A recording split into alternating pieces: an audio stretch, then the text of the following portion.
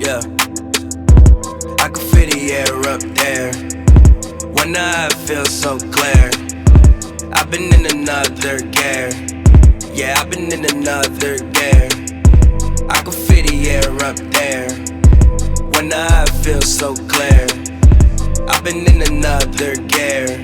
Yeah, I've been in another gear. Yeah, I've been on another wave. About to blast off for days. Damn, they don't even know my face. Hoops and Brews, HNB Happy Hour. I definitely just said Hoops and Brews. I was gonna say HNB, whatever. Anyway, back again, HNB Happy Hour. Joe, how you feeling, man? I'm pretty good, man. Good basketball on tonight. Couple good matchups. Important game on right now. But I'm feeling good. It's a beautiful day outside. It was super. Besides the fact that it's burning hot. It is wild. That's why I tell them summer is summer. I hate summer. Hate. Okay, hate is I don't like summer. It's the worst season. It's the worst season. It's the worst season. Especially in Los Angeles. It's the worst season. It's the worst season for fashion. For fashion? It's a terrible season for fashion. You don't like sundresses and like... I mean, that's dope. Shorts? Like, yeah, that's cool. But, like, at the same time, give me spring. Give me a nice 70-degree day over a 90-degree day. Any day. Has this always been your opinion? Like, even back when you was a youngin', when you was, like, 20 years old, you're like, man, the summer doing too much. I don't really... That. Okay, no. Or just okay. Something like that. Okay, no. See, but actually, here go the thing with Chicago summer. Chicago summer is humid, so it's like a lot of humidity. So, LA summer is better than Chicago summer strictly based on the fact there's no humidity with LA heat. Like if it's 90 degrees, it's just 90 degrees. Chicago, it may be 90 degrees, but you also have like humidity that makes it feel like 100. So it's like the heat. Why is Kyrie going off already? So it's like the heat weighs something. Oh, it's different because you only got the ocean breeze and stuff out here, right? Is that what you're saying? Yeah. So it's like So like it's. No. Even in LA, my favorite season is winter. I've had some of my best moments in the wintertime in LA. Because it's never actually that cold to where you can't do nothing. In LA in the winter? That's fair. I mean, so that is the same opinion you had this whole time. You always thought that about the summertime. Especially in LA, yes. It's in like Chicago, no. Because it can be brick. Like brick. Like, who wants to do anything when it's like literally like last time I was there, I think it was like -10 one day. Like, all right, that's a little bit. And did you say what are we doing? Did you say once you didn't have heat at your school, right? Yeah, my high school one year we didn't have heat for like the first 2 months of school, so we had field trips. So once it's I guess below 32 degrees, it's illegal to be in the school. Well, no, it's illegal to be in the building. Mm-hmm. So we had field trips the whole week because it was below 32 degrees that week. I don't know how y'all tolerated that weather. I don't like what you with 2 layers, two pants, 3 shirts. Nah, bro, it's 2 socks. Like honestly, I would rather be cold than hot. Hot, I can't do nothing about this. Cold, I can at least get warm. I can like do things to get warm. I can't do stuff to get hot. Yes, you can. No, you can't. Yes, you can. You can go to the beach. You can turn the AC on. I'm talking about. I feel you, but if you outside, bro, you can't do. No, you can't. The pool, the beach. The pool's still hot, G. But so what if you don't have a pool? There's public pools, and the beach is free. When's the last time you went to a public pool? It's been a minute. Exactly. Well, my neighbor has a public pool. I'll be going. Yeah, but that's some California shit. But don't nobody have pools in their house in Chicago. Nobody got pools in their crib in Chicago. But by the way, talk more into the mic. All right, cool. But big news today, I guess. While you was driving over here, Kyrie free. Oh, Kyrie free. Kyrie is free. Kyrie, I think it's as of Thursday, Kyrie will be able to play home games in Barclays. They're dropping the mandates. You know it's because of the Yankees, right? That's very believable. 100% because of the Yankees. That's very believable. Like, Kyrie being on the Nets that people kind of don't care about in New York is one thing. If you fuck up the Yankee season because you decided to have a vaccine mandate, you might not get reelected. As a mayor, you might not get reelected. So it's a very political decision. Politics had a lot to do with this. I mean, it's just like, it's the Yankees, bro. It's different. It's the difference between the Nets and the Yankees, bro. If one Nets play, like, even if Kyrie played for the Knicks, I don't think this would be an issue. Well, you think it would have been going if Kyrie was a Knicks? Yeah. A long time ago. Maybe not a long time ago, but probably quicker than what it happened. It's that big of a difference between Nets, Knicks, and 1,000%. So what? So Knicks is like. So we'll rank them between the 3, like hierarchy. Yankees. Knicks. Probably Giants. probably Mets, Jets. What else is in New York? Probably whatever hockey team they got. Nets. Like the Nets are at the bottom. It's like the Clippers, bro. Where would you rate the Clippers in LA hierarchy? They down there. Exactly. Famous tweeter. They had them below the Westchester Comments, below the Sparks, below all that. That's a little bit. That's hilarious. The Liberty and the Nets is probably the same level. That's the WNBA team is probably the same level. But yeah, shout out to Kyrie for sticking to what he believes. I mean, yeah, stick to what he believes. Now he can now he can fully play. So I mean, how do you think this changes things? It changes a lot. I mean, I saw Ben Simmons. He has a herniated disc. I don't think Ben Simmons is coming back, which is very unfortunate. But I don't think Ben Simmons is coming back. That is they could have just kept the original team with Jared Allen. Yes, if James Harden. That's why I lost a lot of respect for James Harden and the way that situation happened. Like, you didn't have to go to the Nets if that's really where you didn't want. You didn't have to go there, man. The Nets were doing perfectly fine without you, and then you forced your way over there just to act like a girl again. I mean, he got traded there, bro. It wasn't like they did trade him there. I think I think his first choice was always Philly, but I don't think a deal. Cause that's also what we got to remember about Ben Simmons. Why people talking Ben? They had been trying to trade him for like 3 years. They tried to trade him for Harden, I think. That's true, but I mean, it's just the way he did the Nets. It's just not right. And aren't Harden and KD known as like they're friends, right? I don't know how I'm friendly pretty sure they are. are. Like, I don't know how friendly they are. I've seen them on record multiple times talk about how like heartbreaking they were when Harden was traded from OKC that was a decade ago.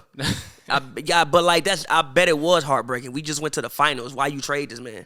Yeah, but it's like, I don't know. I just feel like they had sort of, or the way they were when they first got together. They were like, scary hours, all the promotion and everything, and then you just kind of like bailed on them. But you have to look at this from Harden's standpoint. Now, obviously, I'm sure with the mandate being dropped, he probably might be like, well, damn, I probably actually could have just stuck this out. But there was a mandate in place for Kyrie. You have no idea when Kyrie is going to be able to actually participate full time. Like, we also have to realize he got sold. I don't want to say sold a dream, but he got sold a dream that he actually never really saw fulfilled while he was on the Nets.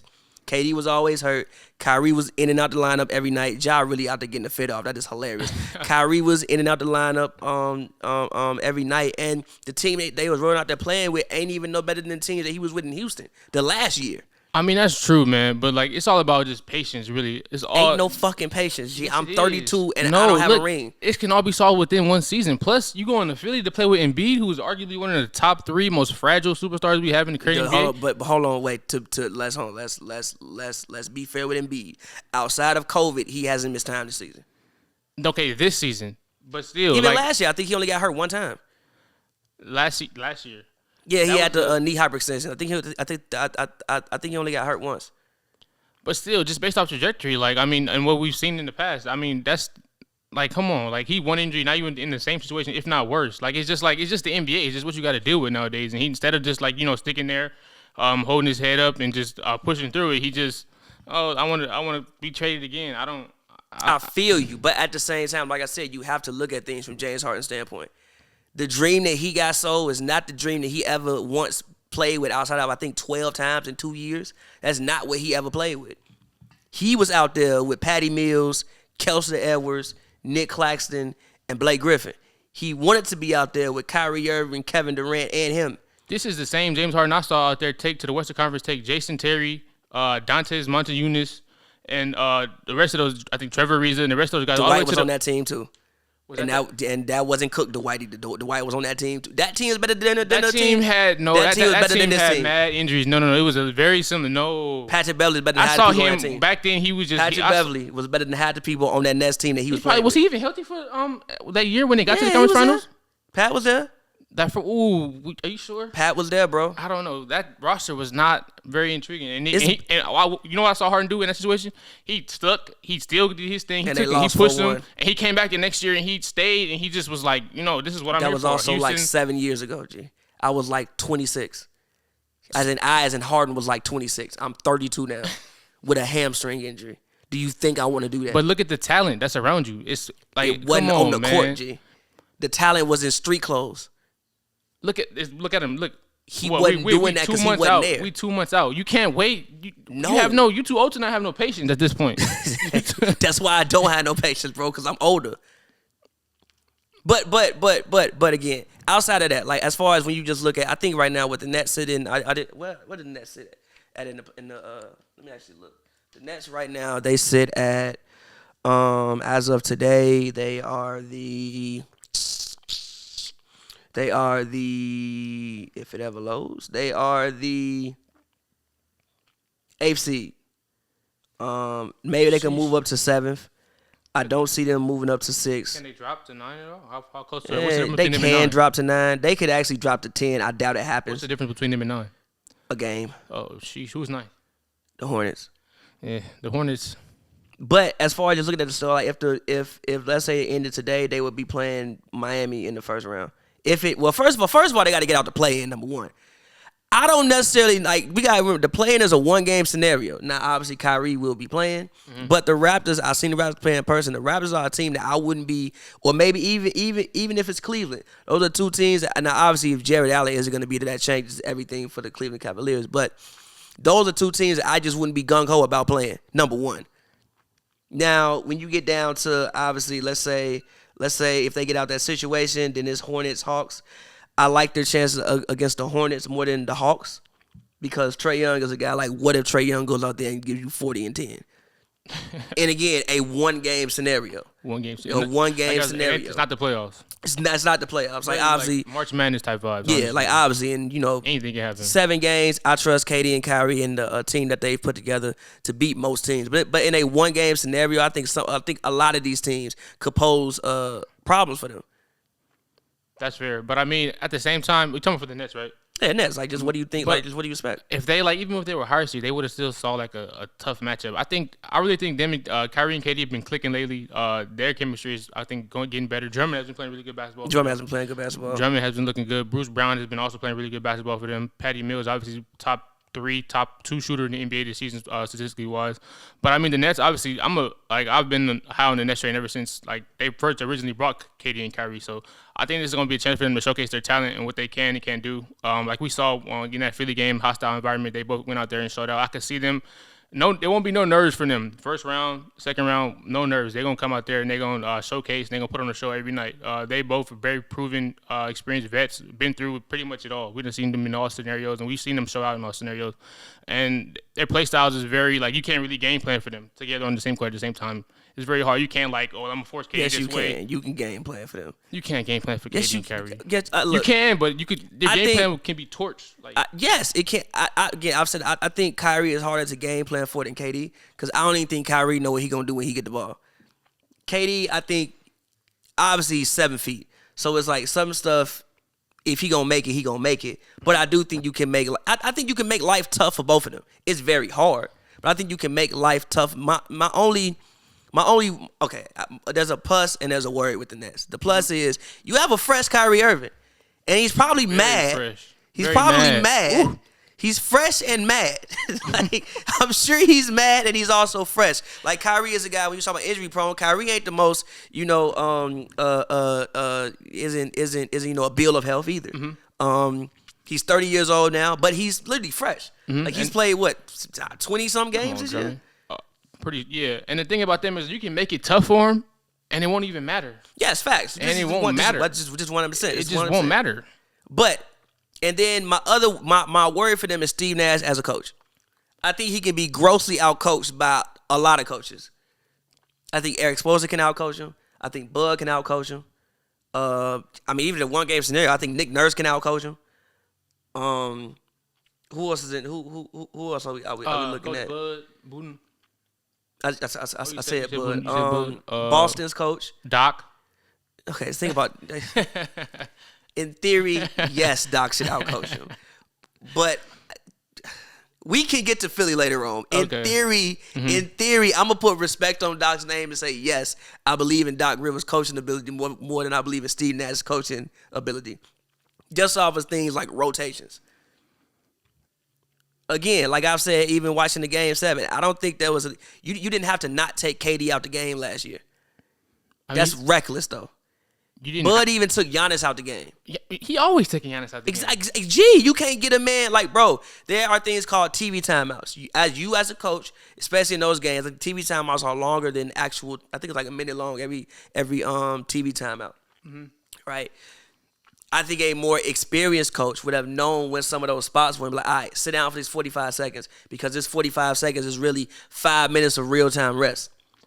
I mean, I feel you, but I'm not really. Nah, he could play the whole game. He'd be all right. No, especially with the roster that you had with James Harden on one leg and no Kyrie. We pay you. You trying to tell me you can't throw the ball to Blake in the post for one possession? $40 million a year to play basketball. You can't throw the ball to Blake in the post for one possession. You want to be out there, and you're more than capable of being out there. You can't throw the ball to Blake in the post for one possession. You can't throw the ball in the post for one possession.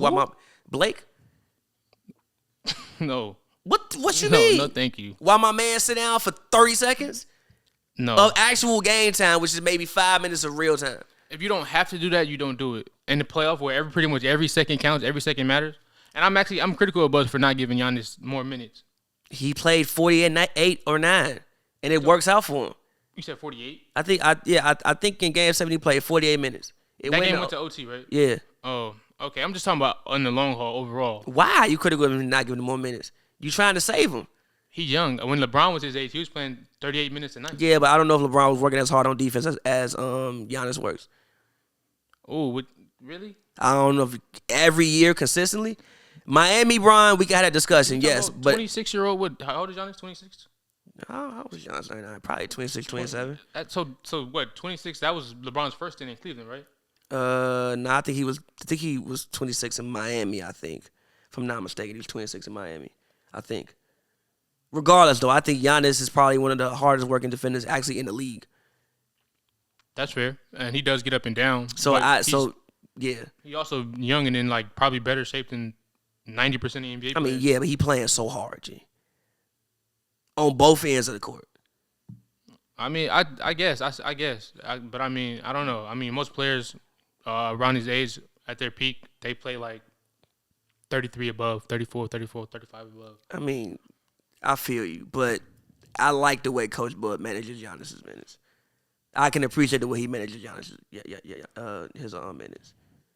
And again, I think, like I said, in that Game 7, I think that was one the management of, even when people talk about Joe Harris, he just played 51 minutes. No, he can't hit no three. He ain't got no legs. I mean, the team was like, I understand what you're saying. I feel you. I get it. I just think he could have done a better job with his rotations. That's all. And getting players some rest. So basically, my thing with the Nets is Steve Nash as a coach. I think he can be grossly out coached by certain coaches. And steal defense because Ben Simmons. Like, if Ben Simmons is there, I don't have the same worry I have in him defensively. But now if they play the Bucks, Kevin Durant has to guard Giannis.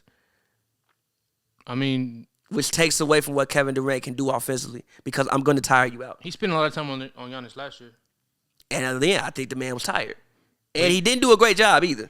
Giannis didn't do a great job. I mean, when Giannis was on him, he didn't do a great job either. I mean, but think about it is, with KD is, he shot below 50%. That's for like... the whole series? Yeah, he did. I think it was like 48 or something like that. And Giannis was at... 48? Is that 50%? And I think Giannis was at like 55 or something like that. I mean, they take completely different shots. I did not disagree with you. I just said what I said. So that's my only fear for the Nets is one, defense, because one, Ben Simmons isn't there. Again, if Ben Simmons is there, it changes a lot. I mean, obviously, he wouldn't be 100% because you have a herniated disc, but at least if he can be on the court to just at least offer some resistance for certain guys to take the pressure off other guys. How long has he been treating the herniated disc? I think the whole season. Like, I think if I'm not mistaken, the reason why he was originally out was because he had back issues. Remember, the reason why he didn't come to camp was because he had back issues. That's fair. But so you saying he might not be healthy if he come back? I mean, he's been treating all year. He should be. If he does come back, he should be good. But he's been treating for over. If he gets back on the court, he should be all right. But even still herniated disc, like, bro, you got to get and sit in a defensive position. Like that, like seriously, you gotta like crouch down in a defensive position, bro. Your back is herniated. You got a bad disc in your back. Have you seen Draymond since he came back? I have. He did just not put him back in the starting lineup. I feel so. Those are the negatives for the Nets. I guess they got the positives. The positive is they got talent like no other. You have two of the greatest scorers the NBA has ever seen. But both of those guys, in my personal opinion, need to be around 50, 40, 90 for this to work long term in the playoffs. And for the entire playoffs, each of them. Yes, 50, 40, 90. because I don't think they're going to be able to defend well enough to offset the fact of their offense not doing something historic. Their defense has been much better this year than it was last year. Yes. Like I remember, it's been facts for sure. Last year in the Super League, I used to always pick teams versus the Nets, and they never failed me. They ain't really been like that this year. For sure. But again, we talking about against the top level competition. I feel you. When you playing the Bostons, when you play. Also, we can move on in a second, but when you playing the Bostons, when you playing the I'm not putting the Bulls in this because the Bulls are unserious. When you playing the Bostons, when you playing the Bucks. I mean, you see how they've looked since Brook Lopez has come back. Even like the Heat. I know people don't believe in the Heat. I believe in the Heat. I believe in the Heat all year. So, like, yes, I do think their defense is better, but I don't know how that holds up against top of the line team. I think the best defense they can offer is for them to be so efficient that they're always in the half court. God damn, he dunked his ass. Was that Jaren Jackson? Nah, that was D'Anthony Melton. Oh God. My goodness. Yeah, that was crazy. Like I said, I think the best defense they can offer is their offense being so efficient that they get their defense set every time down, or almost every time down. Mm-hmm. But I mean, they can also play in transition a little bit. Bitch, get your ass off me, boy. Your ass off me, boy. Yeah, Get your ass off me. They can play in transition a little bit though. Get some open looks with Curry, get KD out there in transition. Yeah, they don't really have any transition players though. That's also what Ben Simmons. That's why you shoot was threes for. in transition. Yeah, but Ben Simmons ass another. Like Ben Simmons outside of LeBron, Giannis, Steph, I think is still great in transition, obviously, because he can just shoot it from anywhere. Ja Morant. Ja, Russ. Ben Simmons is in that category of best transition players in the definitely league. top 10 transition players. He's top 10, arguably top 5. Yeah, that's in the facts. league. That's true, for sure. Kevin and KD are both Kyrie and KD are both more half-court players in my That's personal not opinion. really their strength. That's not really their strength. So I mean, I hope he can get back out there. I really want to see. I'm dying to see Ben Simmons in that jersey this year. me too. I would love to see it. Love to see it. It would be great for me. I don't think we're going to see it this year. But moving on, I know you have some things that you want to talk about. Oh yeah, for sure. Random topic. I think Jokic, his numbers. I think he might be the greatest fantasy basketball player in NBA history. I'm not going to argue with you because his numbers Yeah, I mean him. MVP Russ was insane. MVP Russ was stupid. Was insane. But he had the turnovers on Stino. Like Russ was still have the like turnovers didn't even matter. facts. He was going. Because he was getting steals, Yeah, blocks, yeah, he so was. and it just them two cancel each other out. You get a negative facts. one, and he was getting like 40, 10, and 10 like every single night. Facts for sure. So Russ, I think 2014 KD up there, probably 2013 LeBron, but like amongst these guys, Giannis was insane for his back-to-back MVP. Even to this day, Giannis, even right now, Giannis is insane as well. But like Jokic, like. He's insane. Like, he really might be the greatest fantasy basketball player we've ever seen. People don't realize this. A lot of people don't realize it. He's kind of under the radar in Denver. Because he plays in Denver. He plays in Denver. But, like, he's just stat lines. You look at it. The other day, he had, like, 30 points, 14 rebounds, 11 assists, every day. 3 steals. It's like every night he's doing this consistently. Didn't he have a triple-double and a half one time this year? I think he had a 30-point triple-double in, like, a half. Yeah, because he had 5 blocks and 5 steals as well, or was it? What? No, I'm talking about, I think it was against the Clippers. He had, like, a 30-point triple-double in, like, the second half. Like, not for in the second half he did that. Constantly just, like, applying pressure. People just need to really, like, realize what we're seeing right now. He's arguably, outside of, let's see, Wilt Chamberlain and Shaq, he might be the greatest offensive center of all time. Wilt Chamberlain, Shaq, who, Kareem? Yeah, Kareem. Forgive me. Kareem got to be up in there. Kareem, forgive me. Kareem got to be up in there. It's in the double O. But even I would the reason I would put Wilt above them is because I think Wilt led the league in assists. Wilt led the league in everything. Yeah, but he also led the league in assists. Like Jokic is a guy who, I mean, I think if he wanted to, he could lead the league in assists or at least come close to it because he does it every single year. Like when you talk about his offensive output, he's literally on the short list of best offensive centers of all time. That's facts. And the Nuggets, they're doing something. They're working on that. Have you seen the emergence of Bones Highland? He's playing really good basketball. Bones Highland to me is like next in the Jamal Crawford lineage type of thing. Yeah, shout out to them. The Nuggets for finding that gym in the draft. He got a long career ahead of him. And also, even though Jamal Murray, I thought he was clear for the G League, but they said he must have maybe had a setback, kind of sort of Wiseman. But he not in the G League. He might not be seeing Jamal Murray. They had an update on the status, and they said he had a setback or something. I didn't really expect to. He got hurt in what was it, April last year? He got hurt in the Nah. It was April. Cause I remember I was in Chicago and I was at shout out Mike Pillars. I was at my homie Mike's house. They were playing the Warriors and we saw him get hurt. So that was in April. It's about a year-long injury, so I wouldn't be shocked if we didn't see him this season. Which sucks because I think when you put the Nuggets fully together and you just give Jokic even like a little bit of help, that's a championship team. And I think this year would be a great year for them. Because when I just look at the West, I don't see any dominant. I think everybody has questions. Somewhat. I mean, a couple teams separate themselves, but outside of that, it's like the Suns, who've been the best team in the West all year. Everybody else outside of that has questions.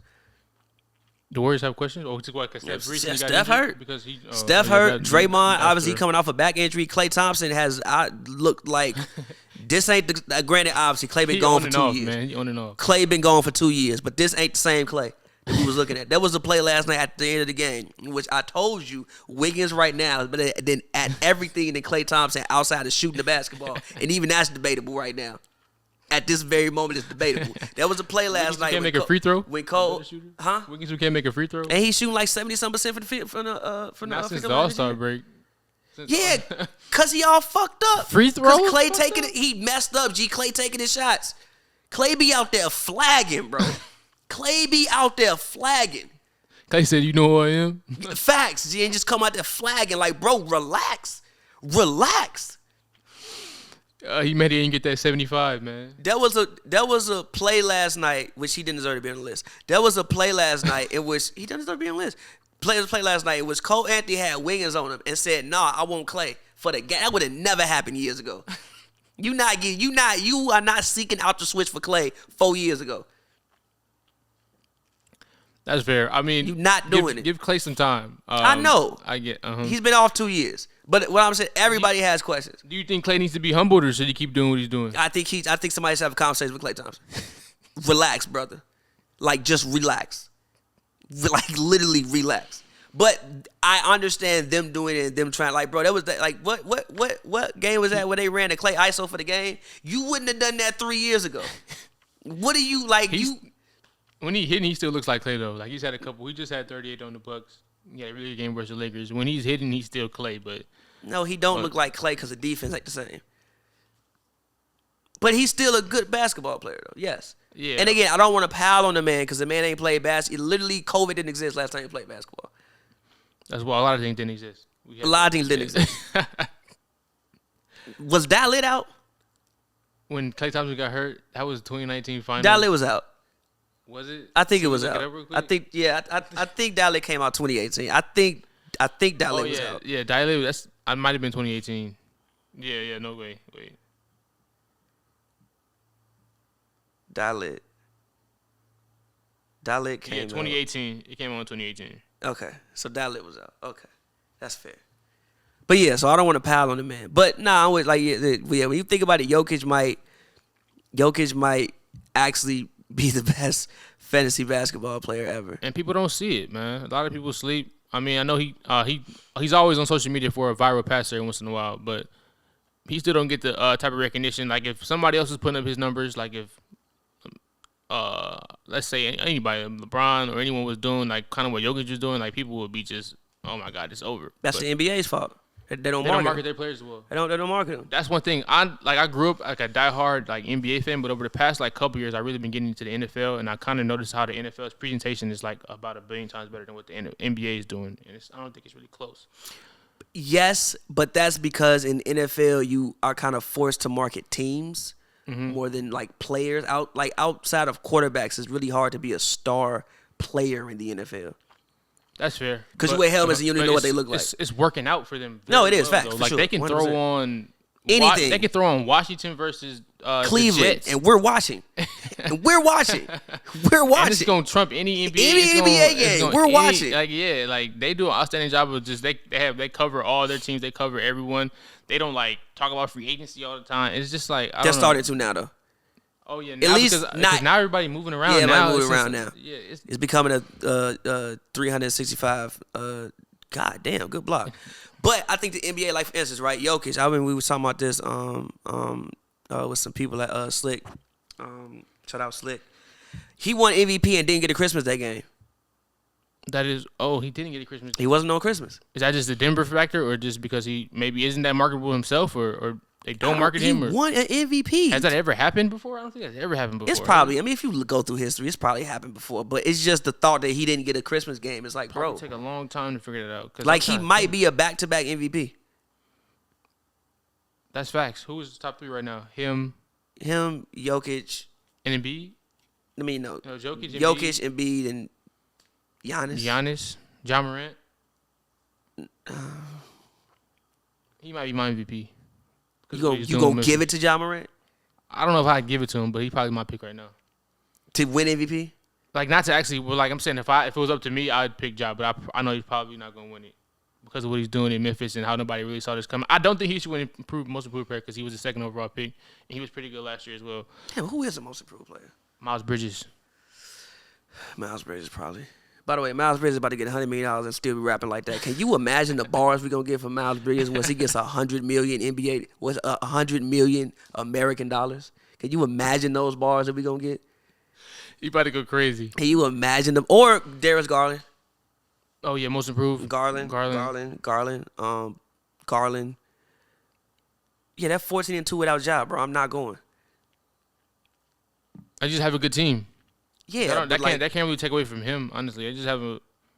To me, it takes away you from when you talk about MVP. Like, if we still winning games completely without you, I don't know how I can give you most valuable player. When he's out there, they have guys who can come in and like hold it down. D'Anthony Melton is solid. Tyus Jones, they both come in and they do that. They also have other guys they can lean on. Jaren Jackson, Desmond Bane has been shooting the lights out this year. Jaren Jackson, who should get some. Desmond Bane most improved. Yeah, low key, Bane. Bane. He's been playing insane. Like, oh my, shooting the ball as much as he does, and from where he is, contested, not contested. Ooh, you're naming reasons as to why I can't give Ja the MVP this year, though. because he played on a good team. Yes. Steph Curry won it in 2015. Look at that team that he had. I feel you, but they wouldn't have been 14-2 without him, though. I don't think they would have been 14-2 without him. And I thought Harden should have won that year, in my personal opinion. Nah, I thought Harden did more with less. I mean, that was the first year. Not really more, but as much with less. And that was the first year they really emerged. Clay, I don't think Clay was an All-Star that year. And he wasn't. He wasn't. He only had one All-Star. Yeah, that's fair. But fair. But they didn't go 14-2 without him, though. Like, if you take Steph off the team, I don't think that team would have went 14-2 in the time that he wasn't there. How many games did Steph miss that year? I don't even know if he missed any games. I mean, I think just the playoffs. Remember, because he got hurt in the when he slipped on sweat. I mean, but we've seen the Warriors literally win playoff games without Steph. I saw them beat the Blazers with just Draymond Green and Klay Thompson. I mean, okay. Okay. I'm just like, I just don't think that. I don't think that they have a good team. I mean, I don't think he should be knocked for having playing on a good team. And most MVPs don't get knocked for playing on a good team. Most of them do play on good teams. Yes, I'm not knocking him, but I would not give the MVP to somebody who missed 16 games. Number one, I think usually the criteria. I think the lowest games ever played for when somebody won MVP, I think was like Bill Walton. I think when he played like 70 games. I could be wrong. I think he played 70. Let me look it up.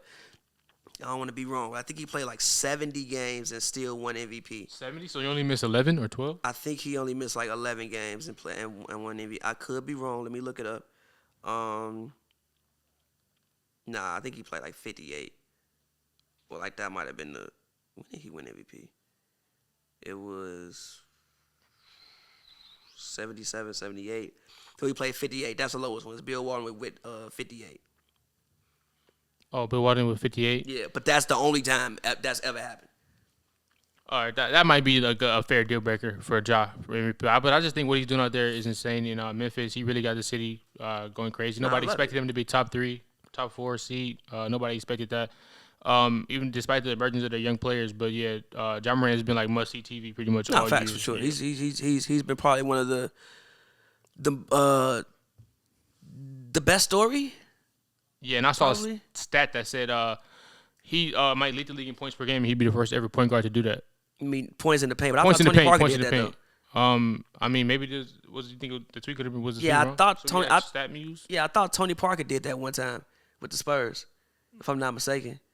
Let's see, point guards to ever win most points in the paint per game for a point guard. I thought Tony Parker did that. With obviously with San Antonio, like late 2000s, early 2010s. That seems like something. I know he looked like that floater. He made the floater famous. He was one of the guys. Well, not he didn't make it famous, but he was one of the guys who really like made the floater like matter.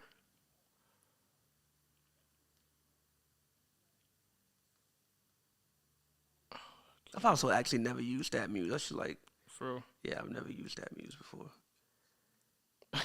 I've slightly used it. I always see it popping up. I mean, probably because he was not taking many threes, and I see 1 year he took 16 twos and only took 1 3 a game. Tony Parker, yeah, he was famous for his drop step. He'd get into the lane like it was nothing. Yeah, but regardless, I thought Tony Parker did that as well. But one other name, Devin Booker for MVP. I've been seeing people say Devin Booker for MVP. Devin Booker said himself he don't. I disagree with that. You disagree with that? I strongly disagree with it. I don't even think he should be. If he gets some votes, 8th. Have you been paying attention to what he's done without Chris Paul? Okay, they have a great team. Have you been paying attention to what DeAndre Ayton has been doing without Chris Paul? DeAndre, he gonna have other role mates, but he's not. Booker is the engine that gets him going though. I think DeAndre Ayton's the best player on that team, but we can have that argument till the cows come home. DeAndre Ayton is not. No, DeAndre Ayton is nowhere near. I think no, Mr. No, he's never in consideration. Has he ever? He's never been considered for All-Star game or no. Giannis destroyed that man last year. I mean, it's Giannis. Who doesn't Giannis destroy? But Ayton is the number 1 pick, and he's 7 foot. That's like great. It's Giannis. Did you see the job Ayton did on Jokic though? That's way different. Circumstances. The MVP. That's different.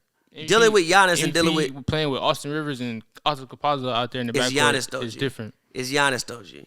But so what? I just think Ayton. I think one, he's not an all-star. They don't give him the ball enough. I think he don't need the ball. What you like, G? Ayton, what has he been averaging in the D-Book gonna hold his own no matter what the matchup is. You put him across from who? Zach LaVine. You put him across Harden. You could put him across any of these top tier shooting guards. Bill, no. I just told you about what happened to that man in the finals. he got a historic. First of all, yes, he did. Yes, he did. But listen, there is no shooting guard that has the powerness of what Giannis has at his position. Like none of them in the league are that good. Giannis good. So, number 1, let's put it there. No. Yeah, Ayton is just not his own team didn't. What team got a number 1 pick and then don't want to extend him? His own team didn't even want to extend him. They gave Landry Shamet. You want to know why they didn't want to extend him? Extension before they gave him one. Listen. We've done this before because he wants max money, but with the way they use Ayton, his numbers don't. He gonna. That's the way any team in the league would use him. But listen, his numbers don't allow him to say, I want $210 million. I will play hardball as well. You average 15 and 10, and you're asking me for Trae Young's contract. Get the fuck out of my face. Get clean out of my face. So the only reason he didn't get that extension is because of how they use him. So no, 90% of teams will use Ayton the exact same way he's being used on Phoenix right now. And again, so that's what you mean. And look again, 90%. We can go to again. 90% of teams would lose because you have a high percentage player that you are not using correctly. They got to the finals that way. I understand that. Off of Devin Booker's back. It was not off of. It was not. Chris Paul was hurt earlier. It was not. Whoa. It was not Chris off. Paul got hurt. He was playing one hand. Ayton beat the shit out of Zubac in the Zubac is an average. I understand what you're saying, but that was the huge separation. I think everything else was pretty much equal. The one thing that was not equal was Ayton was beating the shit out of Zubac. Shout out Zubac, nice guy. Used to love going in the locker room and having a conversation with him post game, but he was getting his ass whooped all 5 games. Devin Booker. That's not saying Paul too much. George outplayed Devin Booker in that series. Kawhi Leonard was also out. I understand that. Even more. Paul George outplayed probably slightly. And you know who completely dominated their matchup? Ayton. DeAndre Ayton. He should. Zubac is a very in the inferior month player. Of March. Just like how he's very inferior to Giannis Antetokounmpo, and so he dominated the next series. Aiden is averaging 14. First of all, he only playing 27 minutes, which is wild. That's actually not. That's on. Wait, no. In the month of March, Aiden is averaging 19 points, 10 boards. This is on Basketball Reference, so it was a little bit wrong. Forgive me. And shooting 66% from the field. That was a month in January. Granted, he only played 4 games in January. But this man shot 72% from the field and shot 100% from the free throw line. You have a player who's shooting, like, his worst shooting month this year was 61%. He's shooting from the field this season 64%. You have a man shooting 64% from the field. Can I ask you a question? Go look at DeAndre Jordan percentages back in the Lob City days. I understand what you're saying. They're going to be insanely high. But I do feel you know why they're insanely high? I feel you. But again, DeAndre, I feel you. But I feel you. But he's not taking. I feel you. But he's not taking. DeAndre Ayton was not taking. What is his per? So are you? So like back in 2015? Were you like were 6, you 7 arguing for the Clippers to get DeAndre Jordan more involved into the offense? They probably could have. And then look, DeAndre Ayton. No. DeAndre Ayton's skill level and DeAndre Jordan's skill level are two completely different skill levels. Jordan jump higher. Okay. What else does he do better? Block shots, protect the rim. Debatable. I didn't ever see DeAndre Jordan as a rim protector. You didn't see DeAndre Jordan as a rim protector? Rim protector, Nobody no. going in the lane when DeAndre Jordan's standing there. Rim protector, no. How many times you seen him get posterized? I mean, And that means a lot because most 7-footers is getting. How much you see Aiden get posterized? That's fair. He probably don't get posterized. He doesn't get posterized that much either. So it's probably about equal in that range. But look, I'm just saying that the Clippers didn't give DeAndre Jordan the ball that much because he wasn't gonna do nothing with it. Aiden is not DeAndre Jordan. Aiden can shoot threes, G. Slightly. Aiden can also shoot. Barely. He barely. Also, DJ probably would have got the ball more if he could shoot fucking free throws. You shoot 45% from the free throw line. No, I'm not giving you the ball. We just gonna foul you.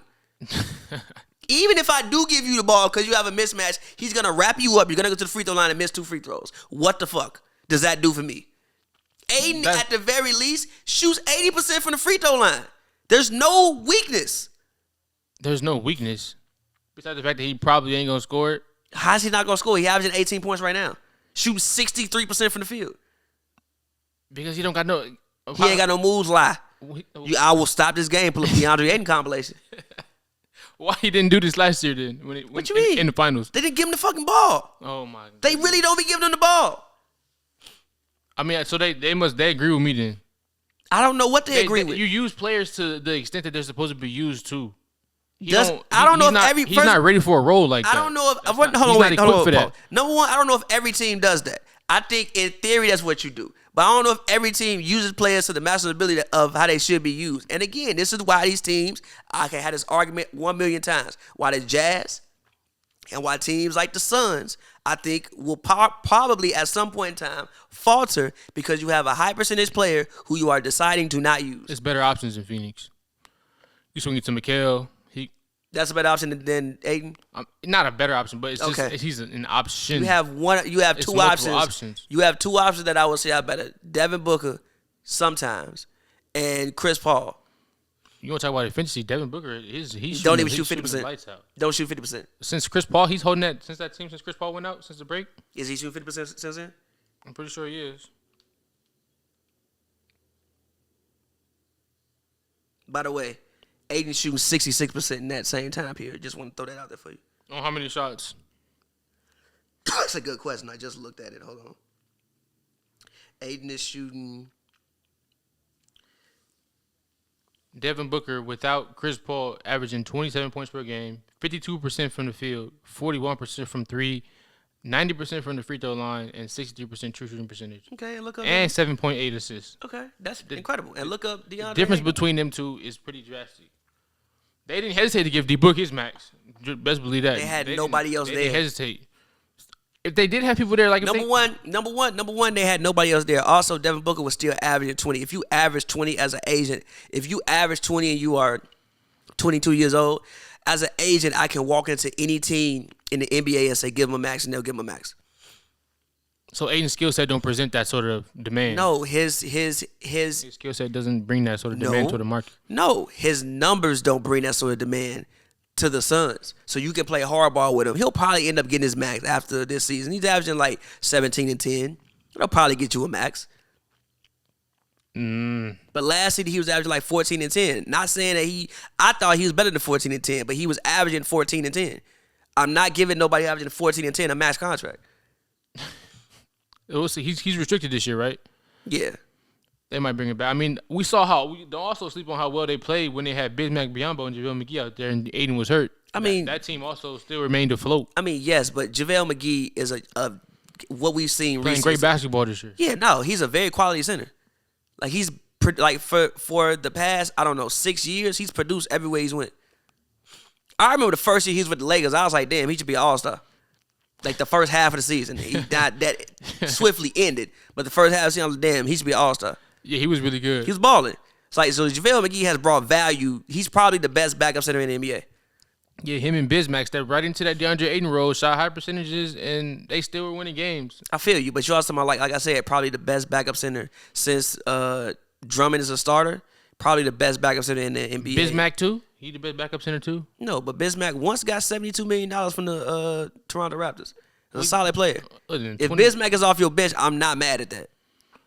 Shoot, I mean, you might as well start him. And that was also during the time when everybody had COVID, so everybody was out. Aiden is obviously very expendable. He's not expendable. Yes, he is. And if they do let him go, they'll miss him. And if they do let him go, he'll go somewhere else and average 20 and 10. As long as they got Bismack and JaVale McGee, they'll you be really all want right. to pick Bismack and McGee over Aiden. Rather than giving Aiden a max? You're going to have to give him a max. No, you don't. Let the Orlando Magic give him a max or some shit. And he's going to average 20 and 10. With the Orlando Magic, I bet you he wouldn't average 20 and 10. Why can't he average 20 and 10? He wouldn't average 20 and 10. He going to take 18 You'll draft him shots. in fantasy there? Huh? You draft him in fantasy? What? Aiden if he was on the Magic? For sure. Not over a He lot gonna of get a people. double-double. Not over a lot of people, you wouldn't. He going to get a double-double. That's not guaranteed. I wouldn't. How I is wouldn't. not- I wouldn't see, put how is that not in guaranteed there he can get a because he's double-double? not. No. He can't get 20 and 10 on the Magic. And he gonna be splitting minutes with possibly Wendell Carter or Mo Bamba. No, He can't start over Obama. he'll start. But I So mean, if he played 30 minutes, he can't give me 20 and 10. At the very least, 18 and 10, which is what he really, giving you right his now. percentage is definitely going down. He ain't gonna be on no. No, they wouldn't. Percentages is. Probably wouldn't. He shot 60%. He giving you 20 points on 60%. He shot 60% as a There's rookie. no way in hell. He shot DeAndre 60% Ayton as is a capable rookie. of doing that. He shot 60% as a rookie. How many points did he score? Like I think it was higher than his second year. But it's not 20. It was like 16. He's not capable of scoring 20 points per game on 60% shooting. That's no. Gee, his rookie year, he averaged 16 points and shot. It was 58% and shot 58% for the field as a rookie, and gave you 10 rebounds. On how many points you say again? 16. He could probably do it, but the percentages would definitely drop. Okay, he might shoot 55%. It's still 55 the fuck percent. But yeah, Aiden is a good basketball player, but still not worth it. What they took him over Trae Young, they took him over Luka Doncic, they took him over Jared Jackson Jr., and it's just not looking too good right now. It is looking good. They went to the finals.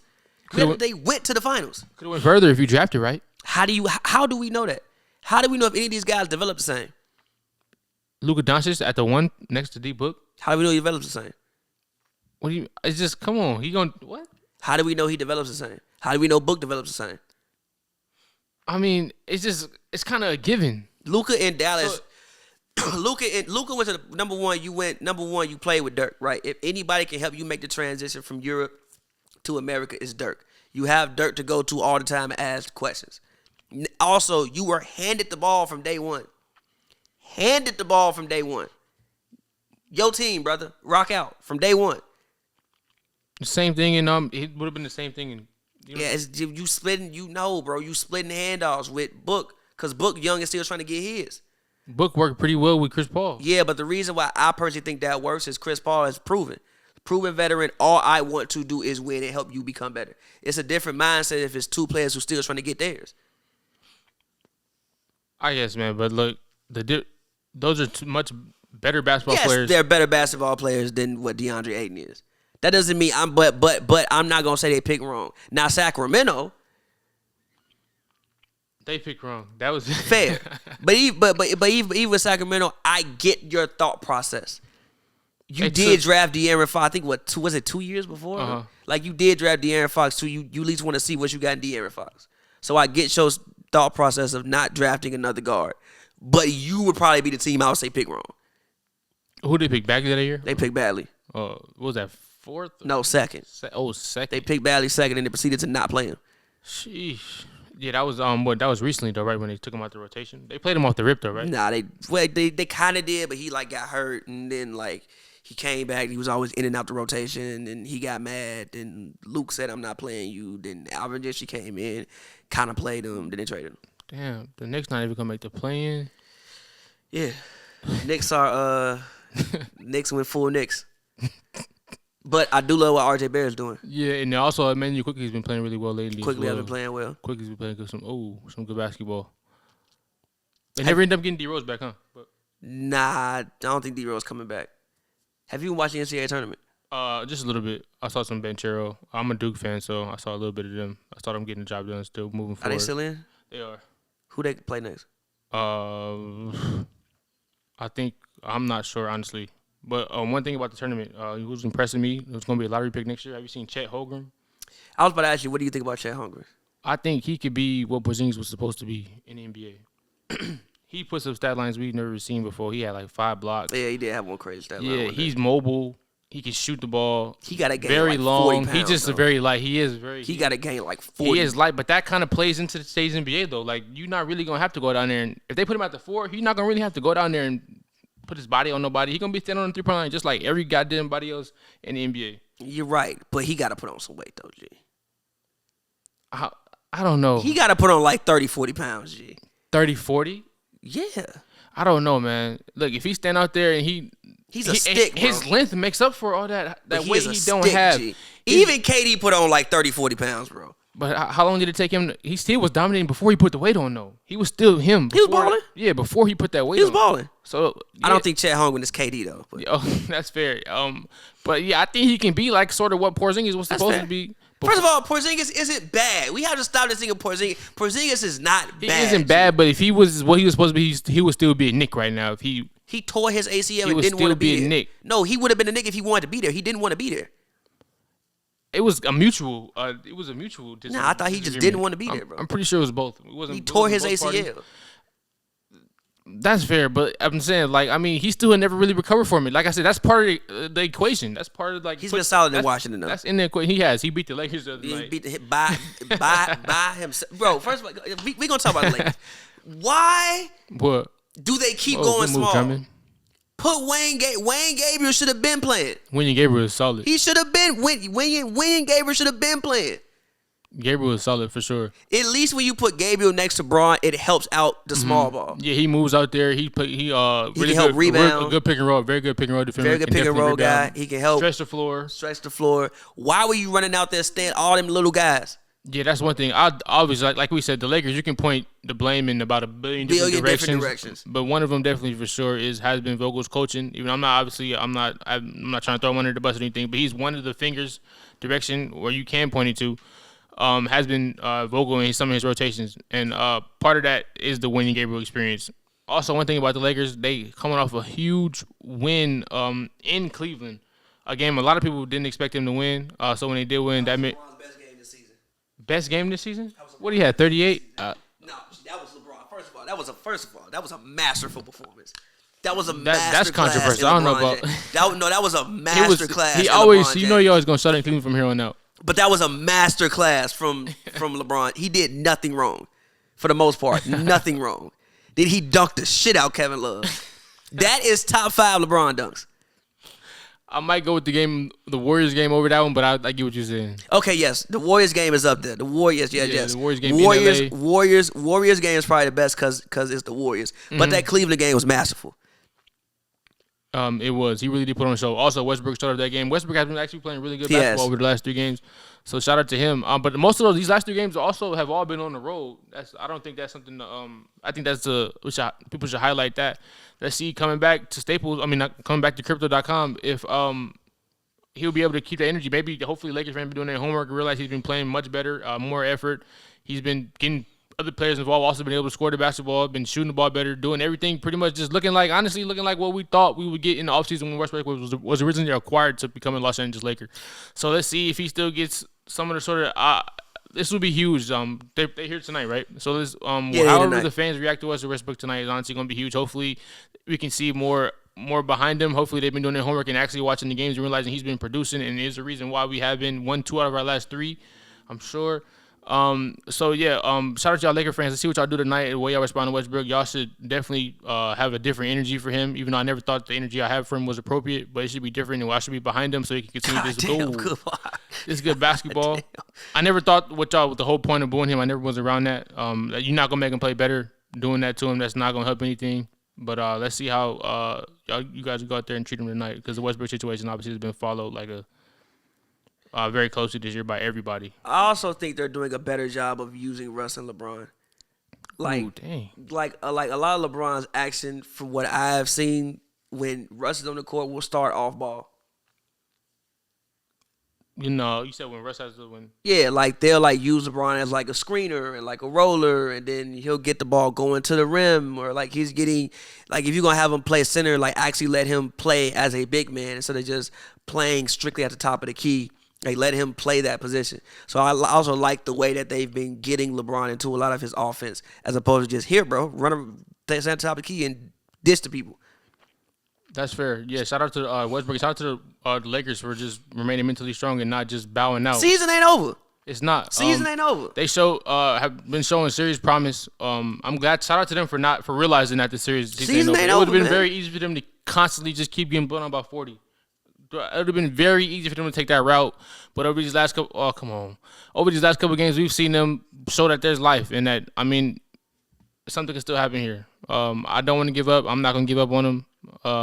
But we'll see. I think they got a better chance of getting out the first round than the Bulls.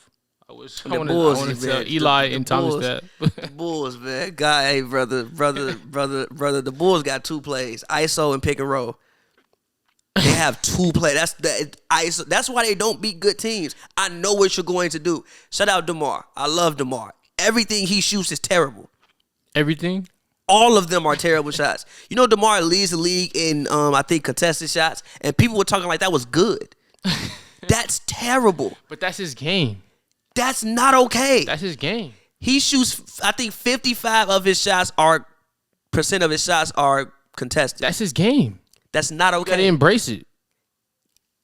I'm telling you what's gonna happen, bro. Him and Zach gonna both have a game in the first round in which they collectively shoot 35% from the field. Yeah, I don't think this was ever this team was ever obviously a championship contender because of championship. No, limited. I never thought that. They are limited. They honestly, they kind of as far as play styles go, what you were saying earlier, they kind of like a bootleg KD and Kyrie. Is that fair? Yeah. Yeah. So, basically. That should be the title of this one. Basically. Bootleg KD and Kyrie. Nah, dead ass. Literally. Like everything they do might not go in. It just might not. And then like Vucevic, bro, all you gotta do is run a pick and roll and he's done. I remember they played the Spurs earlier this year. The Spurs didn't call anything but pick and roll for an entire quarter. Like, it wasn't even complicated. That's hilarious. And Jakob Poeltl went out there and looked like I don't even fucking. Jakob Poeltl is very good. He is very good, but he should not have looked the way that Vucevic made him look. If you drafted Jakob Poeltl in any fantasy yes, teams. Jakob Poeltl was a solid basketball player. He would be around for 12 years. But Vucevic made that man look like a Hall of Famer in 1 quarter. Yes, Jakob Poeltl, like I said, is a very good basketball player, but no, you should not be looking like that. Yes, the Bulls, bro. Who do you think the Bulls could beat?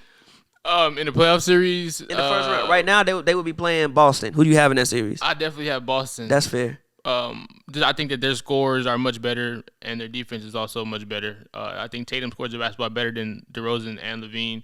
I think Jaylen Brown arguably scores the basketball better, if not just as good as those two. Who? I'm not going over with Zach LaVine, brother. Not going over Zach. I'm willing to go there. I'm not going there with you. Why not? Because he's 50. He's just as explosive. He's not explosive as Zach LaVine. Explosive, no. I mean, with Zach LaVine playing on one knee. Yes. That's the thing about Zach LaVine. Zach LaVine is playing on one knee. Yes. It's the yes. This is not normal Zach LaVine. Zach LaVine is playing on one knee. And you want to know why he's playing on one knee? Because they fucking ISO every possession. He be working hard as hell. It was one play where it's like he scored. I think it was on Drew Holiday. He scored, but I'm like, damn, you worked hard as fuck. It was one play. I remember if they were playing at 6G. Demar shot a turnaround fade away from the baseline. I'm like, this is a terrible shot. This is a god-awful shot. One of them tip your hat plays? Yeah, it's like, if you make that, bro, good job, G. That is a terrible, like, everything they shoot is terrible. Obviously, Lonzo being gone does hurt. Lonzo not being there hurts their defense. Patrick Willis just came back. Like I said, Vucevic, in theory, he probably needs to get traded eventually.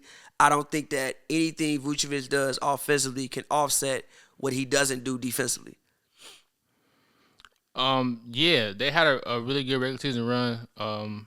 Like you said multiple times, they brought the women back out to Chicago games. The city in Chicago is a different word to you, like you said.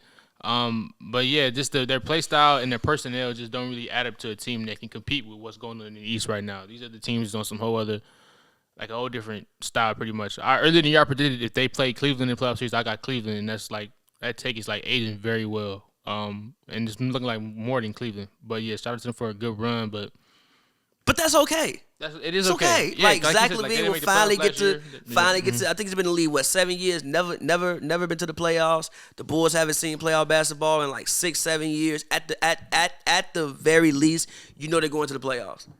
At the very least. And again, this is the first year of this whole thing that they're doing, of this running that they're doing. So they have a lot of growing to do, obviously. But again, that's okay. It's okay. It's okay.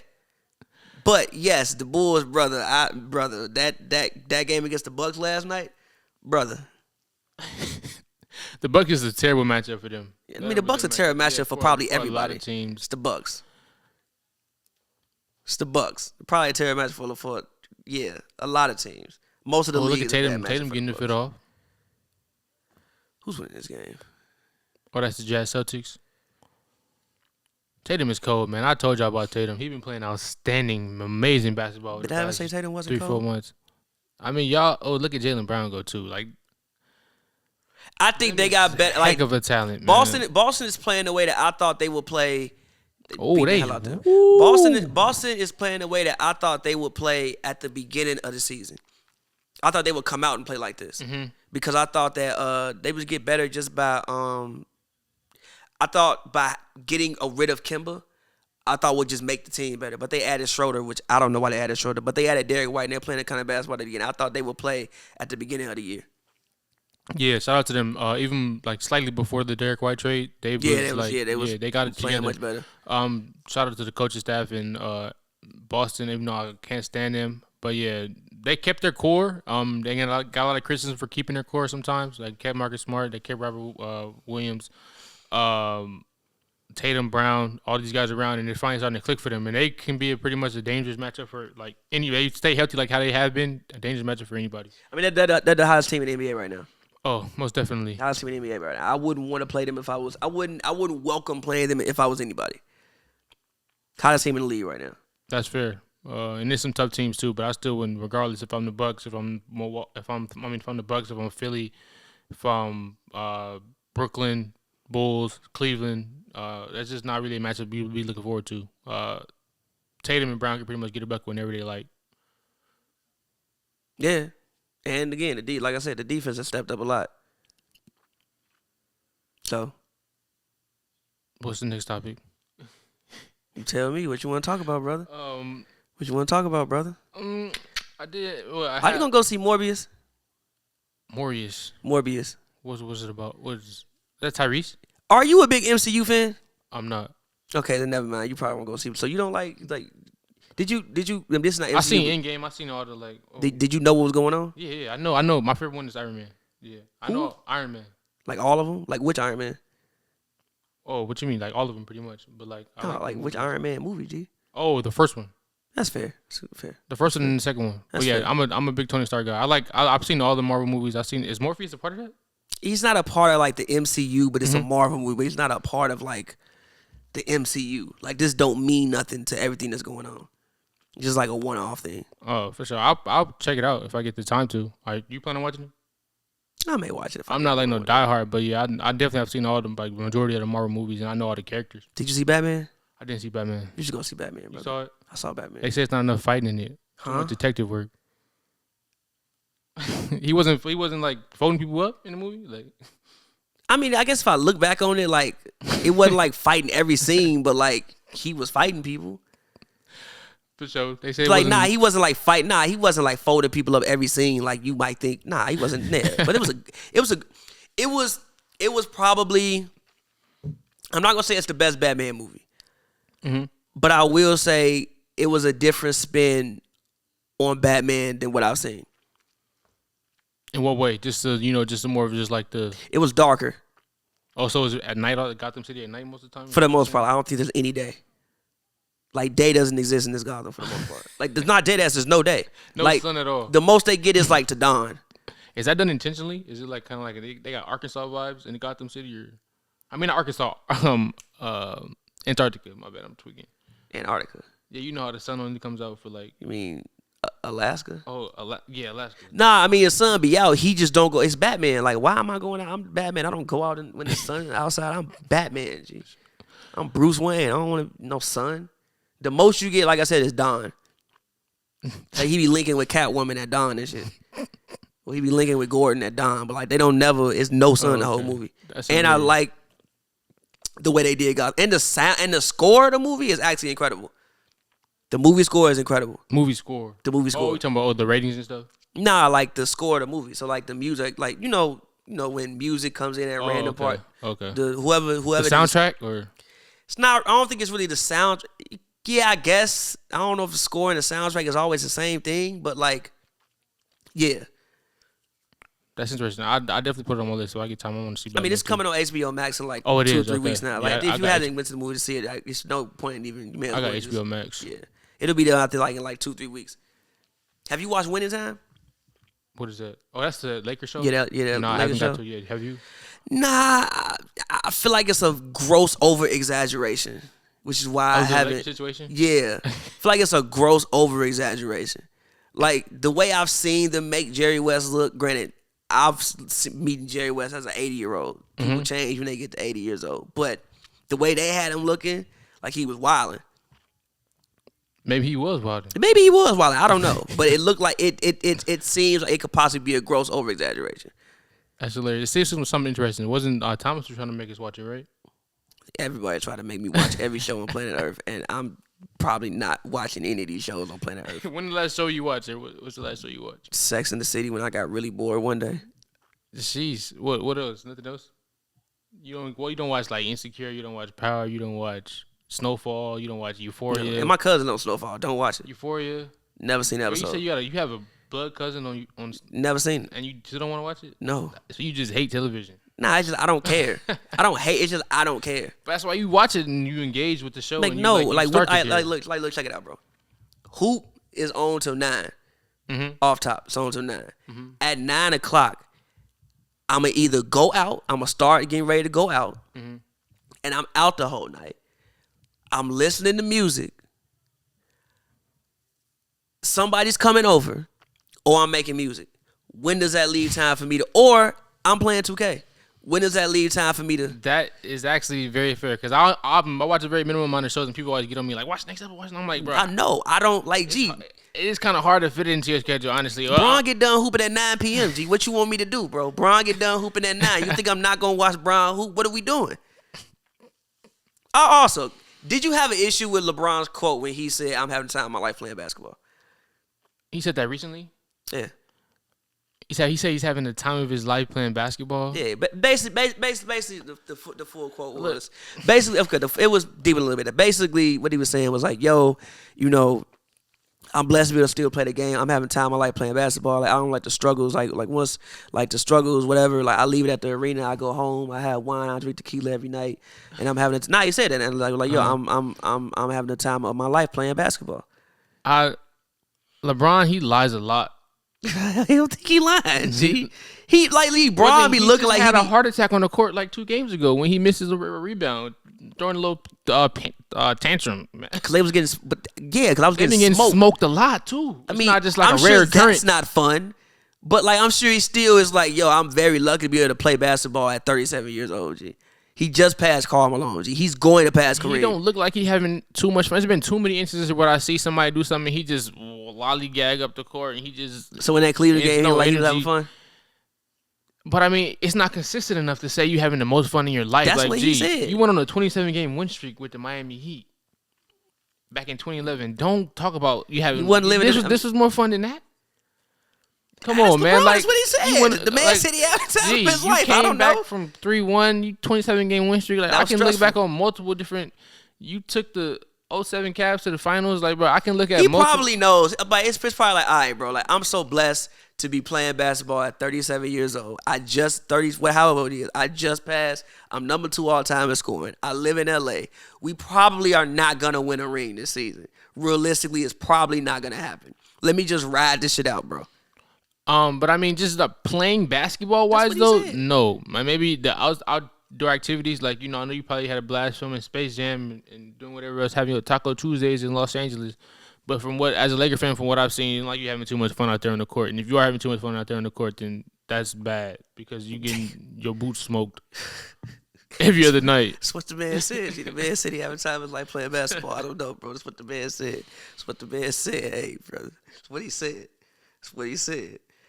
I mean, I'm not gonna say I don't believe And him. then I have a question: is it still possible for LeBron James to be the best player on the winning team? What's your definition of winning?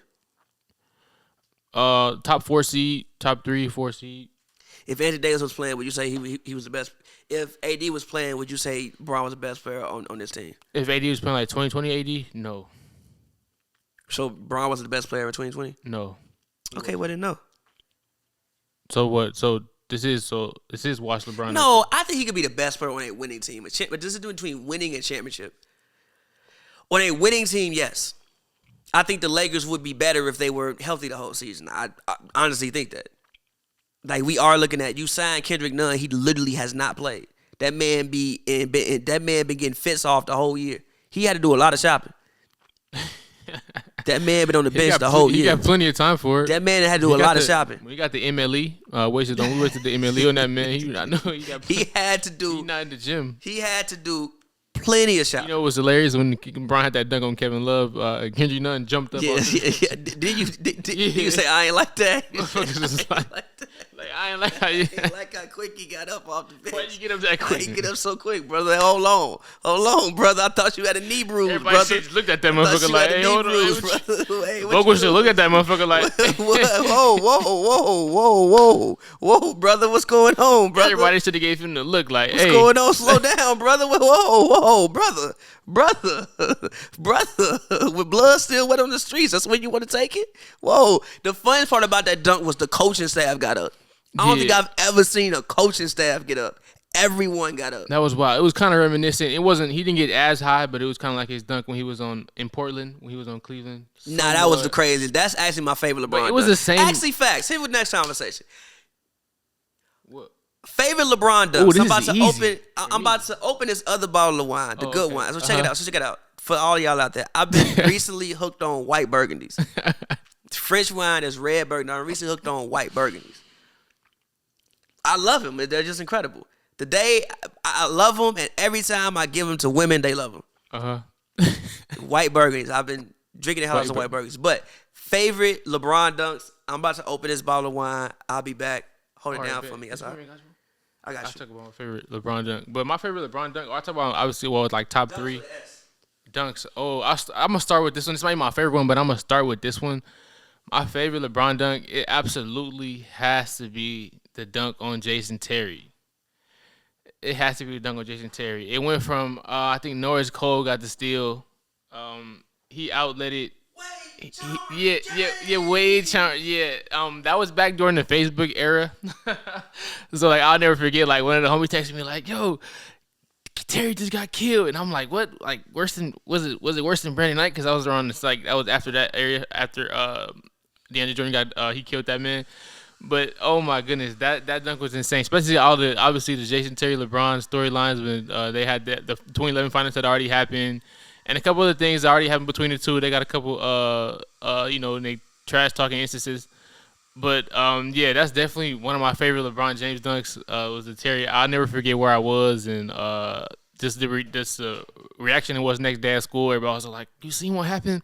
And it's hilarious because this dude Terry he looked one way, and next day like he looked whoever had the ball, he looked towards Chalmers, and next thing you know, he looked back, he was on the floor. He had LeBron right there in his face.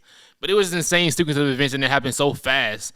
And it's like when you hoop, it's kind of like you kind of knew what he was going through. He just looked one way, and it's just like, and he was dead. It was crazy. Yeah, the setup was insane for Terry right there. I don't know, another LeBron dunk I really liked.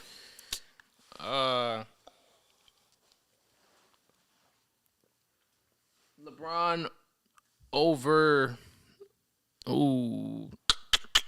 What Lakers dunk did he have? I like when he dunked over Josh Hart. I was at that game. Oh, for real? I was at that game. The arena went crazy. Yeah. You think? How do you I think Staples crypto is pretty lit. Like, right? Like, I don't think they get enough credit for like how good of a crowd they are. Like in situations like that and just whatnot. Like usually when you go there, like even when the Lakers were really bad, like they cheering. No, Staples is a good arena. Yeah, and the fans are like pretty loud. But I don't think you don't get like a rep. Like I remember how like I mean, it obviously wasn't as good as like, you know, Golden State back in the day when they were all yellow, or like maybe Oklahoma, or just teams with better crowds. But I think Staples they do a pretty good job. But yeah, the one over Josh Hart was crazy. That's when Rihanna was in courtside, right? She was courtside for that game? I'm pretty sure she was. And she saw it. She was like, I'll take your word for it. That was like a couple days before the pandemic. Oh, wow, huh? It was. Mm-hmm. That was, yeah, because I went because I saw Zion was playing. Yeah, it was like maybe like 2 weeks before the pandemic. Oh, yeah, that was the game when Bron balled Zion up. Yeah. He met him at he didn't meet him at the rim, but he tried to post him up, and he kept. Yeah, he was like, no. Mm-hmm. Yeah. It's my favorite. Underrated LeBron dunk is LeBron on James Johnson. Oh, you know, I just thought of another one. Do you remember LeBron on James Johnson? What team was James Johnson on when it happened? The Bulls. Oh, I do remember that now. That dunk was crazy. You know what was crazy? Him over John Lucas. Yeah, he that jumped was over him was fire. Yes, but it's so hard to like appreciate it because he did it so effortlessly. That one is crazy. The one over KG. LeBron James with no regard for human life. Mostly because of the call, G. Like, it was like, I will never forget that call. I was like, bro, did he just say he had no regard for human life? The fuck? Like, the dunk wasn't even that. Like, the dunk itself wasn't that crazy, but the scenario in which it happened in, because it was like the statement point, like, all right, this game is over with. It's like that was fire. The Damon Jones dunk was fire. My favorite LeBron dunk is the one over Nurkic, though.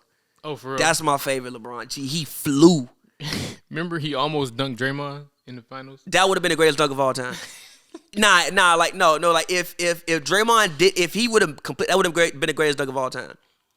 I just came back from 3-1. Kyrie just hit the shot. And I dunked the fuck out of you with 20 seconds left in the fourth quarter in Game 7. That would have been the greatest dunk of all time. That was crazy. It would have been the greatest dunk of all time. I'm still like once a year I think about, damn, Brown really didn't make that dunk. He really didn't, because they would have been the greatest dunk of all time. But no, the call on Nurkic one was inside. He turned Nurkic into a screensaver. R.I.P. Tom. I think it's Tom Holland is his name. Forgive me for saying his name.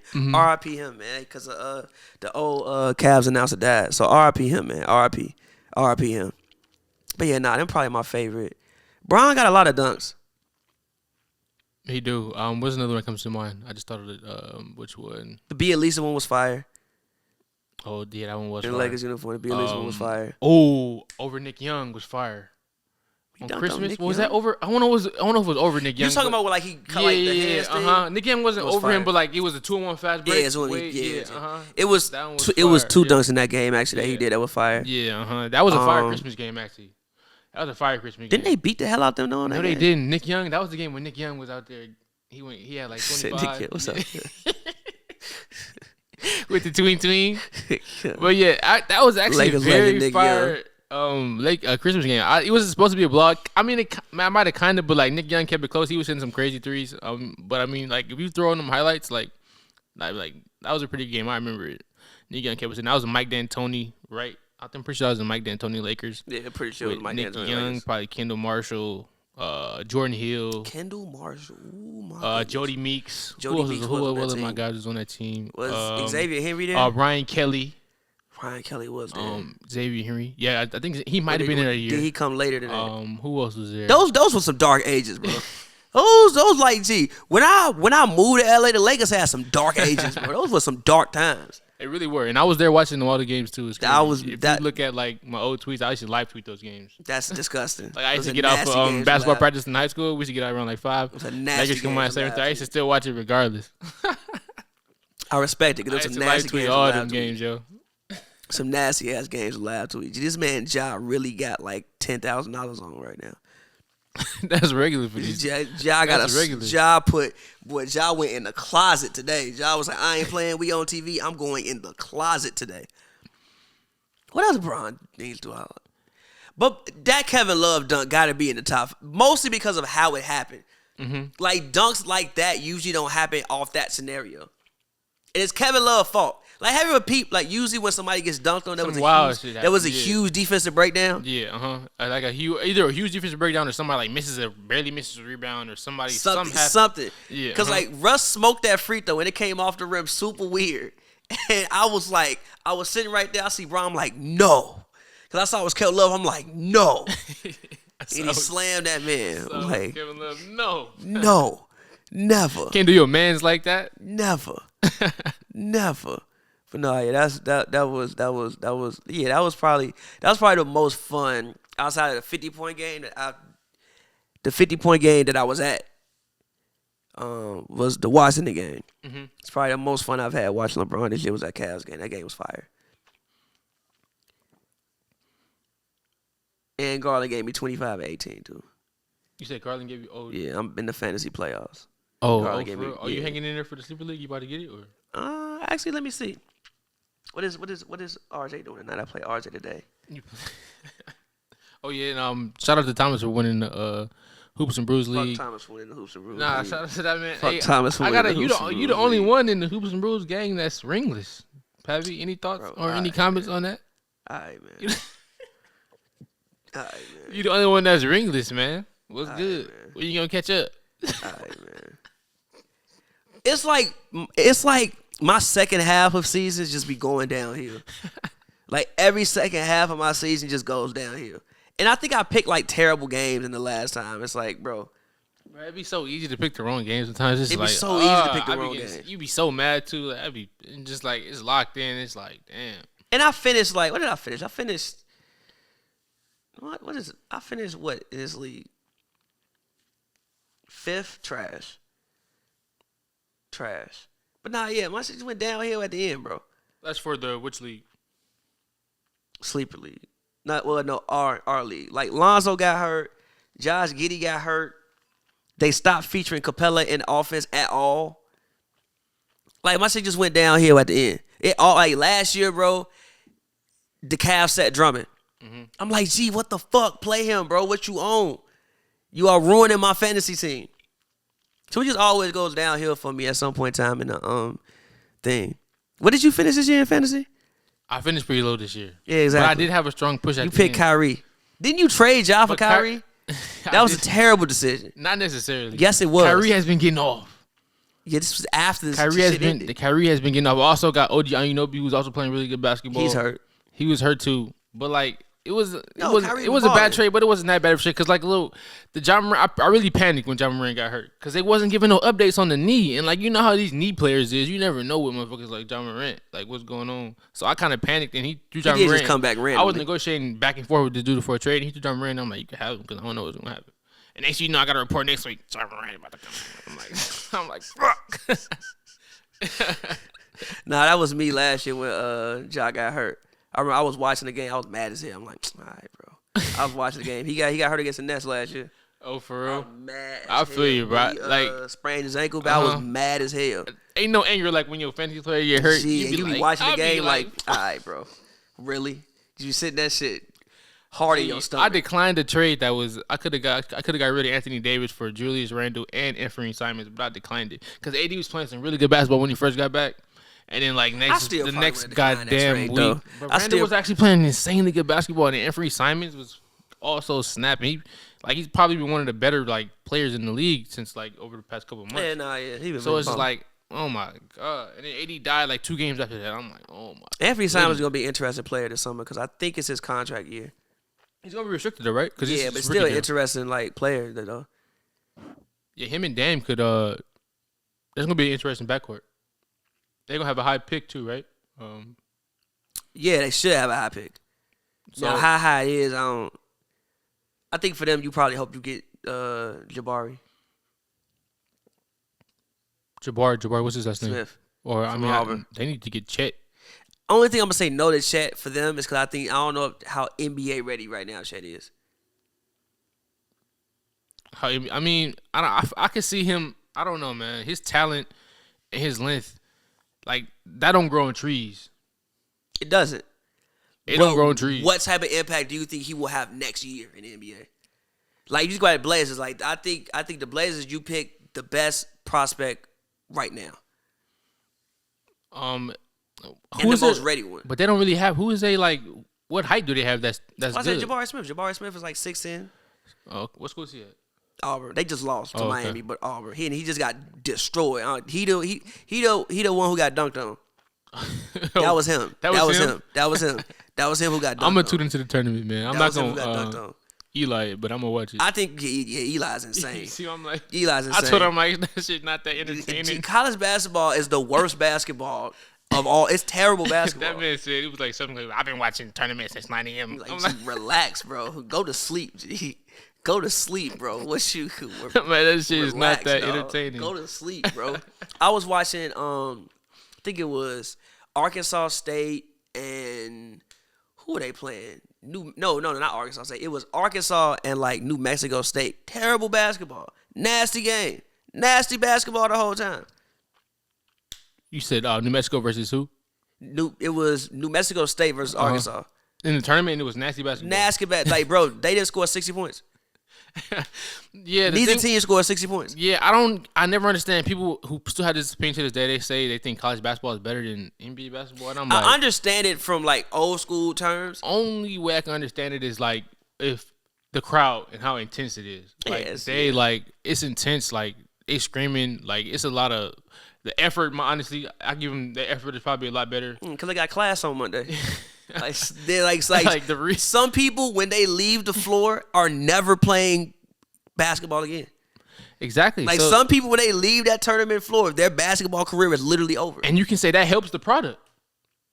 I agree. That helps the product and what is put out there. So like it's fun to go out there and watch these young guys go out there, put out their whole effort and actually go out there and have to run some sets every time. Like we talk about the Bulls, we talk about the Nets.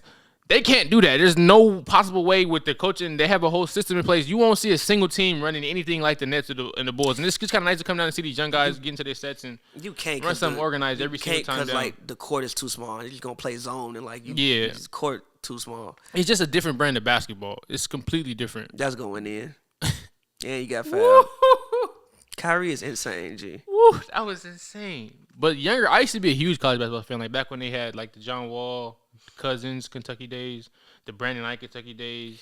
Yeah, now I used to Nolan Smith Duke days. So when you said Nolan Smith Duke. So when I was closer to like that age, or like when I was like my age group, and it's like I played like high school sports. I used to probably watch more college basketball than even I did NBA. I can probably agree with that statement. Yeah, I probably, but it was a little bit different back then, though. I feel like. What you mean by that? I was more plugged in with high school sports, so I knew the people coming out. Oh, okay, yeah, definitely. Oh, yeah. So you already knew who was gonna be on what team and like Facts. who they was recruiting. Facts. Then also earlier on was before the one and done era. Oh, okay. So it's like when people went to college, they were still kind of there for some years. Yeah, most of the time, except for like the outliers. Yeah, like usually, I want to say usually now, if you a McDonald's All-American, I don't think you really stand 2 to 3 years in college. Definitely not. And then they also have the G League now. I love how they incorporate. I love how that's been incorporated. G-League. And it's not shamed. You know, it's kind of like, sure. you're going to the G League next. That's what's up. G League. What's the name of the G League team? Ignite. Yeah. Jalen Green's been coming on recently. Exactly. Yeah. Jalen Green's coming on recently. But yeah, there's a a long list of players who take that route, and it's not like listed as like a bad thing or like a weird thing. It's just like, and they get paid off the rip. Like they're not going to college. You know, a lot of people. I actually wrote very cold research paper about how college athletes have been exploited or are exploited like by the labor and how much money they make and not even able to make money off their name. Like if they wanted to they can now though. Oh, they can. Yeah, they can now. They can. But yeah, this was back in a long time ago when I wrote this now paper. They can. But for yeah, the longest time period. Yeah. Mm-hmm. But yeah, that's cool. College basketball tournament is always very entertaining. Now I'm gonna watch the Final Four. The Final Four and like the Elite Eight, yeah. But I'm not being plugged in with the whole. Again, I don't watch enough college basketball to do that. I don't watch enough college basketball to do that, or like enough high school basketball to even know where they came from to do that. So, yeah, this is a great game though. Oh yeah, the Nets getting back into it. They kind of started off a little slow. That Memphis team came out and punched them in the mouth, but KD and Kyrie really starting to settle into the game and looked like they about to close it. Kyrie's just incredible. Honestly. Kyrie's just incredible. He's just incredible. I think I said 2 years ago. I didn't know all this was gonna happen when I said it, but I said Steph has 2 years left as being the best point guard in the NBA. I think Kyrie will be that after that. What year did you say that? You don't remember? Like pre-pandemic. So that's 2019, basically. Probably 2019-18. But I didn't think the gap between Kyrie and Steph was that crazy though. The gap between Kyrie and Steph? Yeah. It's pretty drastic. It's not a drastic gap. Right now? Oh, overall or? No, I mean overall career, obviously. Oh, okay. But I'm talking about right now. Like again, I didn't think Kyrie should have been on the 75 list. Kyrie should have been on the 75 list. I don't think he should. Dame shouldn't have been on. Okay, Dame shouldn't have been on that. But the list is very flawed. I agree. I don't think Dame should have been on there. I don't think AD should have been on there. You think politics had to do with some of it? It's no way. Because wasn't there like a screenshot that came out? And I think Kyrie was supposed to be on the team, and then when the whole vaccine thing kind of went down, I think his name slipped off there. And stuff like the white not being on there is literally outrageous. Like I just think if you do this list, if it's the top 100, I'm assuming it's 25 years from now, so it's 2050. Dame, AD, Kyrie, all of them fine. But right now, like Dennis Johnson, and I don't think he was on the list. Great career. Who else? Like you said, Dwight Howard went on the list. Was Ben Wallace on the list? Ooh, I don't think he was. 4-time defensive player of the year. Was Mutombo on the list? I don't think he was. No. But yeah, I don't like. I mean, it's weird. I don't know. I'm not really sure what the criteria. The criteria was the media likes you. And then also, I realized there was an NBA 50 list before that. Gee, you didn't. I didn't. I never knew the NBA did this. NBA 35 you didn't know there was a 50 list until recently. You haven't seen footage. I saw social media. I recently saw social media posts about it. But that was back in like 2000, right? When it happened? It was in 1997 at the I was Cleveland. born in 1997. Okay, that's fair. But still, you didn't know there was a 50 list? I didn't know that. I didn't know this was a thing until the 75 thing popped up. It's cool. I think it's very cool that NBA does it, but I never. So and also that was 24 years ago. Every 24 years. That was base 25. I'm like assuming that they'll probably do one add 25 players every 25 years. What the? Oh, okay, that's interesting. But yeah, I wasn't familiar with that at all. Because you got guys play. Yeah, like, and I remember. That was the first All-Star game I remember watching. Was it 97 All-Star game? 97 All-Star game. The first one I remember that I watched that. 98 I remember watching. And how old were you when you watched the 97 All-Star game? 5. 5? Five. If I go by the same standards, the first All-Star game I would watch would be the 2003. Yeah. When Jordan hit. Was that when Jordan hit the game winner? Or was that no? Was it? Yeah, I think that was when Jordan hit the game winner. Or that might have been a year before when Jordan hit the game winner. My favorite All-Star game, though, is when Kobe sent Bron stuff off the backboard. That was too far. I'll never forget going back to school, talking crazy to everybody after that happened. When Kobe was beating up on Bron in the All-Star game. And that was when Bron, that's when people didn't think Bron could take the last shot, and he swung that bitch to D-Wade in the corner. Just proving all the critics right. Swung that bitch to D-Wade. And Kobe was like, why you ain't shoot the ball? Proving all the critics right. Ooh, good pass, Drummond. Now imagine if that's Ben Simmons. For real. You know, I was rewatching the other day. I was watching all the Uncle Drew commercials. Great commercials. Those are solid. All like the first two especially. Like those is real solid. Shout out to Kyrie Irving and Pepsi for doing their thing with those. But yeah, this is a real good game. Watching the Nets Grizzlies right now. It's 3 minutes and 45 seconds left in the third quarter. Brooklyn has 92. Memphis has 97. Actually, Brooklyn just got 94. Kevin Durant layup 94-97. Very, very high scoring game, even though it's pretty much kind of regular for today's standards. But I'm going to still say it anyway. It's a very high scoring game. These teams are about to both reach 100 before the fourth quarter even starts. It's still high scoring. Yeah. Yeah, that's fair. But yeah, both teams are about to reach 100 before the fourth quarter even starts. I haven't watching too much of it because we've been sitting here talking. But I don't like too much defense has been played. Drummond is out there making good passes, finishing strong at the rim, grabbing boards. Shout out to him, man, because a lot of people counted Drummond out. Obviously, after his Lakers thing wasn't too good, and after the Pistons pretty much shipped him off for like nothing, then the Cleveland shipped him off for nothing. But shout out to him for coming back and playing productive basketball and look like he deserves to be in the NBA. So shout out to him for real. Drummond, come on, man. Drummond always deserved to be in the NBA, man. Come on, man. They was acting like he didn't deserve to be there. He got traded for nothing twice, in a row. That was more so, I think, contract issues. Than it's just like people just. No, look. If they felt like he was a good player and he could help their team out, he was still like he wouldn't have got traded for nothing. That's very like that's not. That's not like regular. Just like that's very disrespectful to somebody. Not traded for. I think John Henson like a second round pick. I think Detroit just wants to dump cap space. Not the Cavs. The Cavs the Cavs devalued him so much. It's like, bro, we not trading Bink. The whole NBA was pretty much devalued. Yeah, they were. Really. That's fair. So that's why it's like it's a real nice for him to see him. Oh yeah, don't leave KD.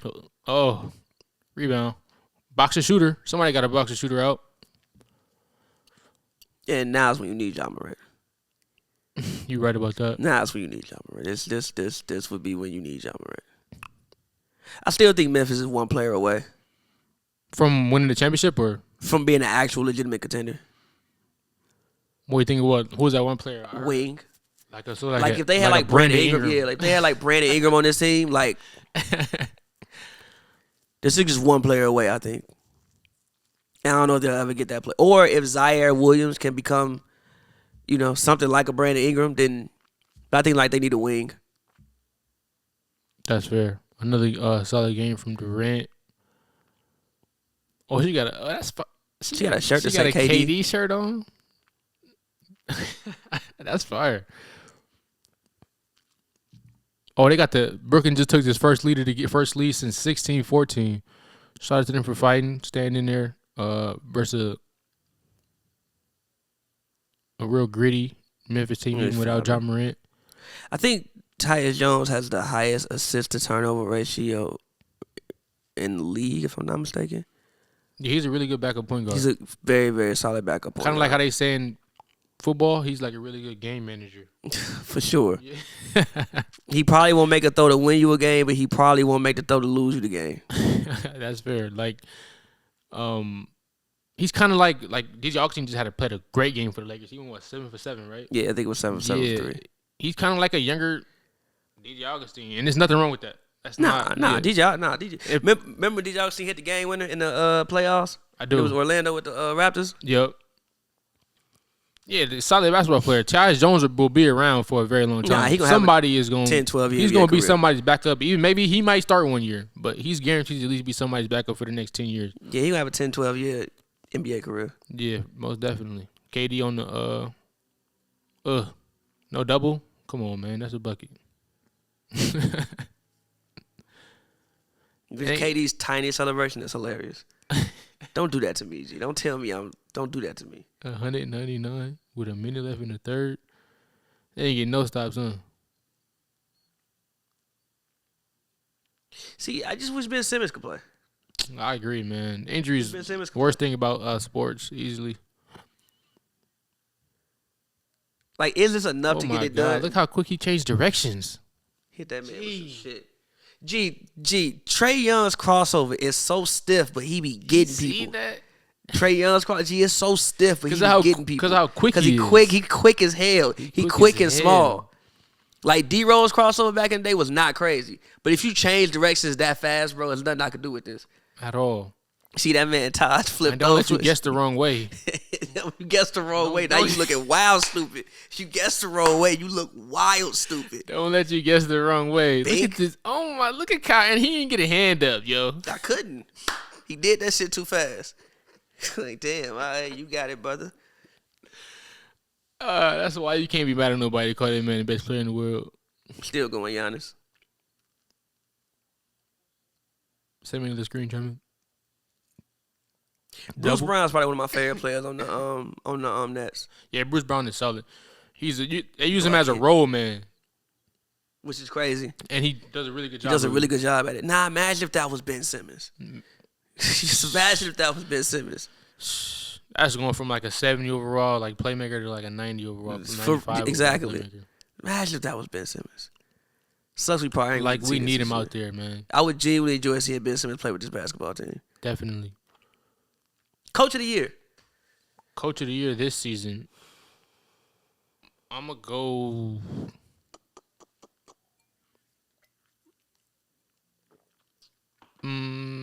Coach of the year. This is so good. Got the one. Yes. Who is my coach of the year? Last year was pretty. I don't. I don't want to be basic, but I might have to say.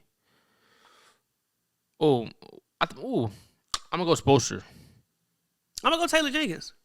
You gonna go Taylor Jenkins? I'm gonna go Taylor Jenkins. I'm gonna go Spoelstra just because of. I mean, I know obviously all of it is because of him, but like you'll see the Heat will have be multiple guys down, and they do, and will keep winning. And this dude, they will do a ultimate. They will like, let's say Bam could be out, Jimmy could be out. They'll find somebody. Eric Spoelstra will put them where they need to be, and they'll still win that game. Or you see guys like Omer, I don't know how to pronounce his name. Jurgensen, he'll come in. Max Struss. Strauss. I think it's Strauss. Max Strauss. Those guys will come in, substitute for guys like for all stars. Gabe Vincent will come in. Gabe Vincent. They come in for all stars, like guys who produce night in, night out. And they don't miss a beat. And obviously giving plenty of credit to Max, Omer, and Gabe Vincent. But I mean, that has a lot to do with obviously your head coach. For sure. So you got to give Spoelstra his flowers on that for sure, for just still being able to maintain in that rough conference with all those competitors up at the top to be able to maintain that throughout the they weren't out there the whole year, but just to be able to be there right now despite all the injuries, and Jimmy Butler hasn't. And you see Jimmy Butler's been shooting like 10% from three. Yeah, but that doesn't really matter to me.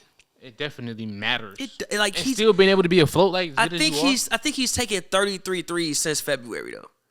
People take 33 threes in 3 games. In 3 games, who is doing that? Harden. Half the league in three. That's like 10 a night. That don't really matter that much to me, but I feel you. But even though Spoelstra does get a lot of credit for being a really good coach, I don't think he's won Coach of the Year in a very long time, right? Or is he ever? I'm sure he's won it. I don't know. I'm sure. Let me look it up. Eric Spoelstra. He has won. He has a website. Spoelstra? Yeah, he got a website. He has never won Coach of the Year. Oh, for real? So this is his time then?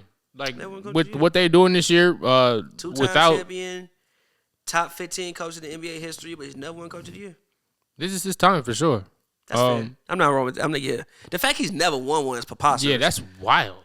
Like I said, I get how you could not give it to him, but the fact he's never won one is preposterous. So. Oh, good move right there. Like, because the Heat years, you think, oh, that's them. that's Bron, D-Wade, so I get that. But the fact he's never won one is and also crazy. just shout out to him even surviving that stint. Like they started off 9-8, he was on the hot seat. The hot seat, and then they went to Cleveland. You don't think there was a time when people thought Brown wanted Eric Spoelstra fired? Yeah, there was.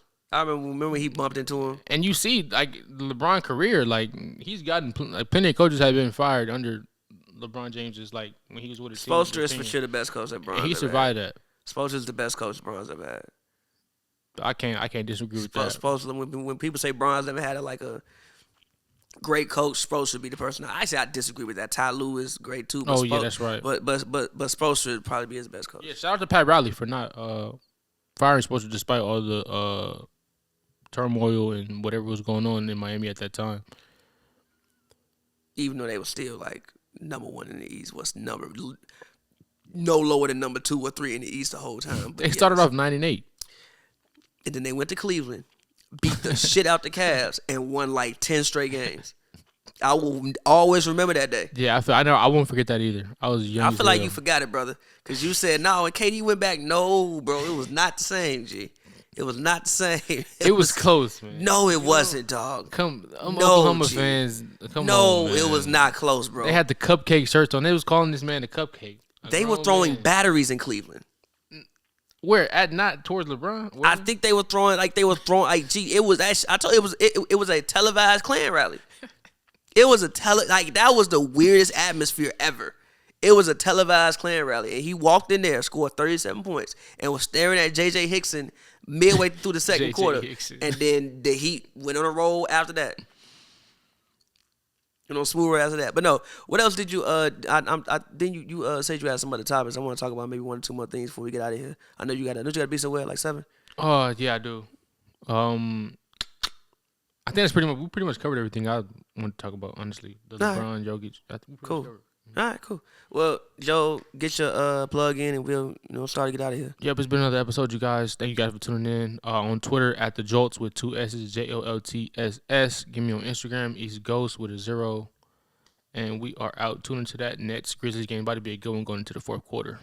As always, man, follow me on Twitter at PavyWorld, PavyWorld, all one word. Make sure y'all check out my new project, the Chicago EP. Yeah, man, until next time, it's been happy, yo.